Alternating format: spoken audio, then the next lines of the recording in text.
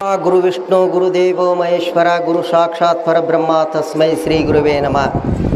ಅಖಂಡ ಮಂಡಲಾಕಾರಂ ವ್ಯಾಪ್ತಂ ಚರಾಚರಂ ತತ್ಪದಂ ದರ್ಶಿತಂ ತಸ್ಮೈ ಶ್ರೀ ಗುರುವೇ ನಮಃ. ಜಗದ್ಗುರು ಅಧಿಷ್ಠಾನ ಮೂರ್ತಿಯಾಗಿರ್ತಕ್ಕಂಥ ಪೂರ್ಣಾನಂದರ ಗದ್ದುಗೆಗೆ ನಮಸ್ಕಾರ ಉಪಮಂಗಲವನ್ನು ಸಲ್ಲಿಸಿ, ಅಧಿಷ್ಠಾನ ಮೂರ್ತಿಯಾಗಿರ್ತಕ್ಕಂಥ ಶ್ರದ್ಧಾನಂದಪ್ಪ ಅವರ ಗದ್ದಿಗೆ ನಮಸ್ಕಾರ ಉಪಮಂಗಲವನ್ನು ಸಲ್ಲಿಸಿ, ಇಲ್ಲೇ ಮಠದ ಒಡೆಯರಾಗಿರ್ತಕ್ಕಂಥ ನಮ್ಮ ಶಿವಲೋಹಿತ ಮಹಾಸ್ವಾಮಿಗಳಿಗೆ ನಮಸ್ಕಾರ ಉಪಮಂಗಲವನ್ನು ಸಲ್ಲಿಸಿ, ಇಲ್ಲೇ ಶಕ್ತಿ ವಿಶಿಷ್ಟ ಅದ್ವೈತವನ್ನು ಪ್ರಕಟ ಮಾಡಿರ್ತಕ್ಕಂಥ ಹುಣಸಾಳ ಗುರುಗಳಿಗೂ ನಮಸ್ಕಾರ ಉಪಮಂಗಲವನ್ನು ಸಲ್ಲಿಸಿ, ಇಲ್ಲೇ ಸಂಚಾಲಕತ್ವವನ್ನು ವಹಿಸಿ ಆ ಶ್ರದ್ಧಾನಂದರೇ ಇವರಾಗಿ ನಮ್ಮ ದೇವರಾಗಿರ್ತಕ್ಕಂಥ ವಿದ್ಯಾನಂದರು, ವಿದ್ಯೆಯೇ ಥವರಾಗಿರ್ತಕ್ಕಂಥ ಅವರಿಗೆ ನಮಸ್ಕಾರ ಉಪಮಂಗಲವನ್ನು ಸಲ್ಲಿಸಿ, ನಮ್ಮ ರೇವಣ ಸಿದ್ದೇಶ್ವರ ಮಹಾಸ್ವಾಮಿಗಳು ಹಳಕಟ್ಟೆ ಅಪ್ಪ ಅವರಿಂದ ಬಂದಂಥ ನಮ್ಮ ನಿಜಗುಣ ದೇವರಿಗೂ ನಮಸ್ಕಾರ ಉಪಮಂಗಲವನ್ನು, ಮಹಾ ಅದ್ಭುತ ಶಕ್ತಿಯನ್ನು ಒಳಗೊಂಡಿರ್ತಕ್ಕಂಥ ಅವರಿಗೆ ನಮಸ್ಕಾರ ಉಪಮಂಗಲವನ್ನು ಸಲ್ಲಿಸಿ, ಇಲ್ಲೇ ಹೇಳಿ ನಮ್ಮ ಶಿವಲೋಹಿತಪ್ಪರು ಮಠದ ಶಿವಲೋಹಿತಪ್ಪರಿಗೆ ನಮಸ್ಕಾರ ಉಪಮಂಗಲವನ್ನು ಸಲ್ಲಿಸಿ, ಇಲ್ಲೇ ಚಿಲ್ಕೊಪ್ಪ ಅಪ್ಪ ಅವರಿಗೆ ನಮಸ್ಕಾರ ಉಪಮಂಗಲವನ್ನು ಸಲ್ಲಿಸಿ, ನಮ್ಮ ಸ್ವಾಮಿಗಳಿಗೂ ನಮಸ್ಕಾರ ಉಪಮಂಗಲವನ್ನು ಸಲ್ಲಿಸಿ, ನಮ್ಮ ಇದ್ರ ಗಂಗಾಧರವರಿಗೂ ನಮಸ್ಕಾರ ಉಪಮಂಗಲವನ್ನು ಸಲ್ಲಿಸಿ, ನಮ್ಮ ದೇವಿ ಉಪಾಸಕರಿಗೂ ಹಾಗೂ ನಮ್ಮ ಕಲ್ಯಾಣ್ ಶೆಟ್ಟರಿಗೆ ನಮಸ್ಕಾರ ಉಪಮಂಗಲವನ್ನು ಸಲ್ಲಿಸಿ, ನಿಂಗಪ್ಪನವರಿಗೆ ಮತ್ತು ಕೂಡ ದೇವಿ ಉಪಾಸಕರಿಗೆ ತಾಯಂದಿರಿಗೆ ನಮಸ್ಕಾರ ಉಪಮಂಗಲವನ್ನು ಸಲ್ಲಿಸಿ,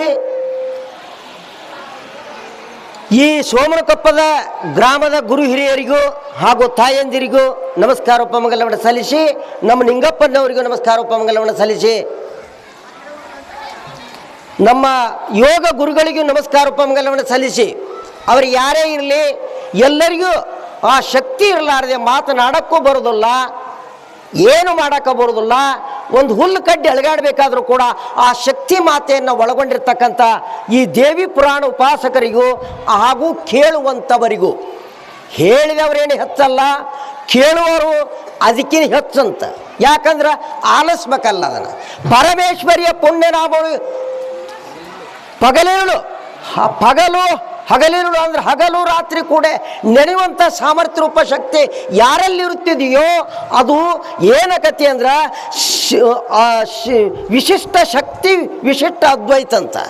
ಯಾಕಂದ್ರೆ ಬರೀ ಓದಿದೆ ಕೇಳಿದೆ ಅಲ್ಲ, ತನುಮನಗಳನ್ನು ಸಂತೈಸಿಕೊಂಡು ಹೊರಗಿರ್ತಕ್ಕಂಥ ಈ ಇಂದ್ರಿಯಾದಿಗಳನ್ನು ಹೊರಗೆ ಕೈ ಬಿಟ್ಟರೆ ಏನಕತಿ, ಒಳಗೆ ಕೈ ಬಿಟ್ಕೊಂಡ್ರೆ ಏನಕತಿ ಅಂತೇಳಿ ಅದ್ಭುತ ಶಕ್ತಿಯನ್ನು ಹೇಳ್ತಾರ ಶ್ರೀಮನ್ ನಿಜಗುಣ ಶಿವಯೋಗಿಗಳು. ಪರಮೇಶ್ವರಿಯ ಪುಣ್ಯನಾಮಗಳು ಪಗಲಿರುಳು ಸರಸಾನುರಾಗದಿಂದ ಓದಿ ಕೇಳಿದವರಿಗೆ ಏನಕತ್ತೆ ಅಂದ್ರೆ ಭವನಾಶಕತ್ ಮತ್ತೇನೂ ಆಗೋದಿಲ್ಲ. ಭವ ಅಂದ್ರೆ ಏನು? ಜನನ ಮರಣ. ಈ ಜನನ ಮರಣಕ್ಕೆ ನಾವು ಹೆದರ್ಕೊಂಡು ಕುಂತೇವಿ. ಭೋಗ ಬಂದ ಬರ್ತದೆ, ಅದರದೇ ಅವಶ್ಯಕತೆ ಇಲ್ಲಿಲ್ಲ. ಎದರದ ಈ ಭೋಗಕ್ಕೆ ಒಬ್ಬೊಂದು ಕುರುಡಾಗಿರ್ಬೋದು, ಒಬ್ಬ ಕುಂಟನಾಗಿರ್ಬೋದು, ಇದನ್ನು ನೋಡಿದ ಕೂಡಲೇ ಹೆಂಗೋ ಆಗಿರ್ಬೋದು. ನೋಡಿರಿ, ಜ್ಞಾನಿಗಳಿಗೆ ಏನಾರು ಇತ್ತೇನು ಹೊರಗಿನ ಭೋಗ ಅಂದ್ರೆ ಹೊರಗಿನ ಭೋಗ ಕಣ್ಣೆತ್ತಿ ನೋಡಲಿಲ್ಲ ಅಂತವ್ರು. ಯಾಕ ಬಿಡಬೇಕು ಬಲು ಹಿಂದೆ ನಿನ್ನಿರುವನು ಕೆಡಿಸುವ ಕಂಡ ಕಾಮವಿದನು ಅಂದರ. ಕಾಮ ಅಂದ್ರೆ ಬಯಕೆ, ಇಚ್ಛೆ.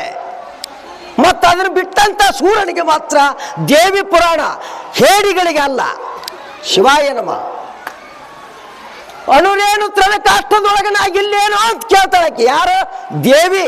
ದೇಹ ಅಂದ್ರ ಆ ಜ್ಞಾನ ಮಾರ್ಗ ತೋರ್ಸಾಕ ಶಕ್ತಿ ವಿಶಿಷ್ಟ ಅದ್ವೈತವನ್ನ ಪ್ರಕಟಣೆ ಮಾಡ್ತಾನೆ. ನಾನು ಅಲ್ಲಿ ಅದೇನಿ, ಇಲ್ಲಿ ಅದೇನಿ.